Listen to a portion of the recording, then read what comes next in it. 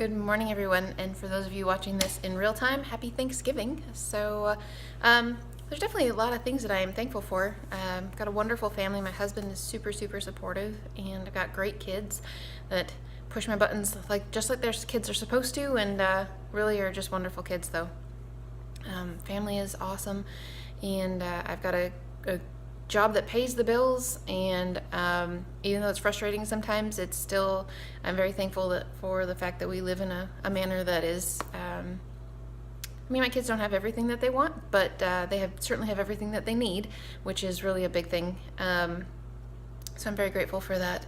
And I'm also very grateful to you guys. So it's really nice to me to be able to communicate with people that I don't even know that live in different parts of the world about a common cause of wanting to be healthier, wanting to eat healthier foods.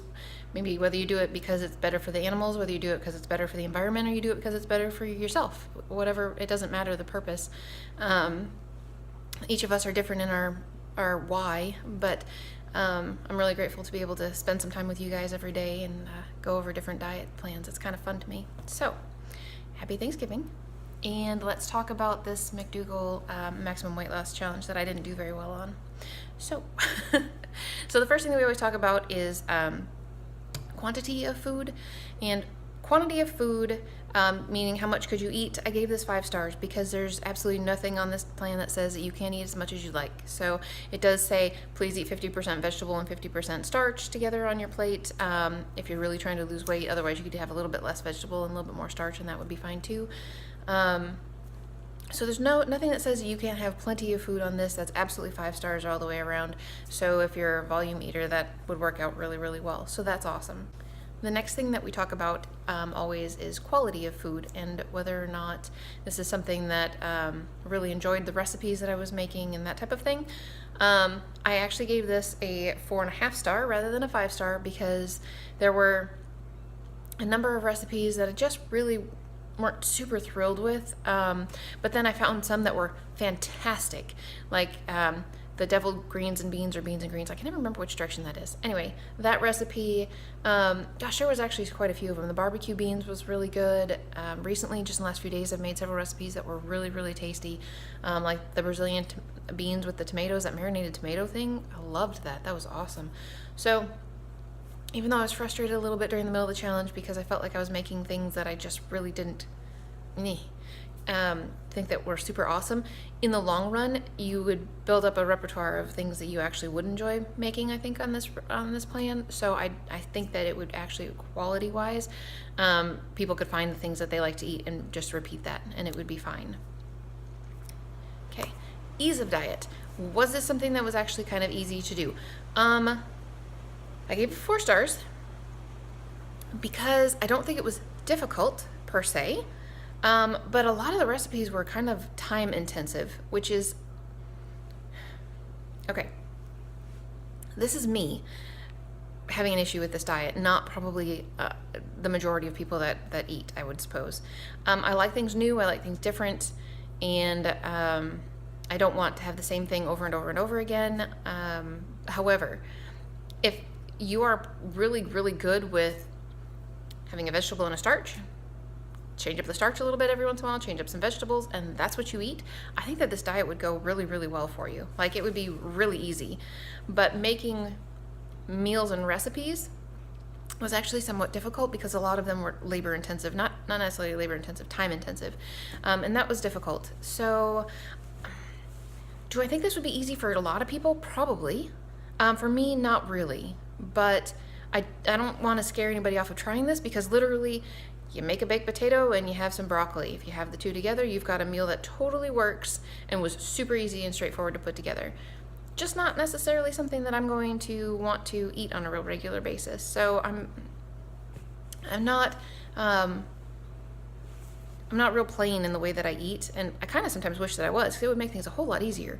But I really like different things, and I like trying to put different, I love cooking, which is probably part of my problem. I enjoy spending time in the kitchen. So anyways, I do think that as far as easiness for this goes, that this would actually work out for people. It just wouldn't be, I don't know, for me it really wasn't that easy of a challenge, but I do think for some people that it would not be that difficult at all. All right, so effectiveness. I had to give this a 1 star. So you guys know I do it based on 0.5 pounds per week loss. I lost 0.4 pounds total over the whole month. And I think there's probably several reasons for that. And I think it's totally me. I don't think it has anything to do with McDougall maximum weight loss challenge itself.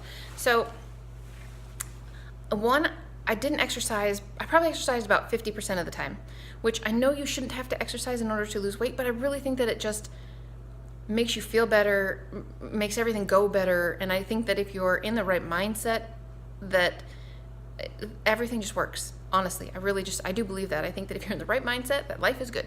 And I just wasn't there this month at all. And I think that's kind of a shame, because it did probably reflect in this challenge. I did also have, like one time I had some vegan gluten-free pretzels, which is flour you're not supposed to have. There's a couple of times I've told you about that I've had just a regular Pepsi, and that's totally not okay. So I wasn't 100% on this plan, and I think that probably reflects in that as well. And I'm also just not sure that, I don't know what it was, but I didn't lose weight on this challenge, like, at all. Just a teeny tiny little bit. Yeah, so that wasn't very exciting. But based on the number of people that do lose weight doing this, I think it's me. Oh, the other thing also that probably affected this also, I do know that when you're at like the McDougall 10-day challenge or living program that they have, they really and truly do encourage you to eat more often. So I did not do that. I really did try a couple of times, but there's just no way I'm eating 8 times a day. It is just not happening. So that probably had a big effect on it, because if you keep your blood sugar and your insulin levels all at a nice common level and just straight across the board, it's probably a lot easier for your body to not store fat and store extra calories and that kind of thing. I did not do that at all. So that's my bad, totally. But anyway, that is what happened. Alrighty, last thing, sustainability. I gave this 4 stars because I don't think it's sustainable for me. However, I do think this would be readily sustainable for people that are more likely to eat. Okay, so say you're the type of person that eats meat and potatoes, like true good Midwestern person, okay? So you like to have a piece of chicken, have a piece of steak, have a hamburger, and you have a potato and maybe a vegetable, maybe. If you're that type of person where you're not, one night it's Italian with lasagna, another night it's Mexican food and you're making beans and rice, and another night it's Brazilian black beans and tomatoes. I mean, if you're not that type of person, you're this is my plate, here's my protein, here's my starch, here's my vegetable. If that's the type of person that you are, this is totally doable. Because really, you just cut out the one little part that had the meat, and you've got the vegetable and the starch, and ta-da, you're good to go. So I really do think that this would be sustainable for the right person. And if you're the right person, I think this is a great lifestyle. I think it's super, super healthy. But whether or not it's long-term doable for everyone, it's certainly not for me. But it might be for other people, just not for me. Okay, so overall, this only got 3.75 stars. And I feel kind of bad about that, because I think some of this had to do with me not really running the challenge quite as well as I needed to. But it is what it is. The month is over. I can't do anything about it at this point. I think that I had tried eating smaller meals more often. That would have made a difference. If I had tried making sure that I was exercising on a more regular basis to try and get my brain mindset in a good, positive outlook. I was sick a couple of different times during this challenge, which did not make it easy at all to want to do anything. So anyways, guys, I do think that the maximum weight loss challenge would definitely be something that people could do.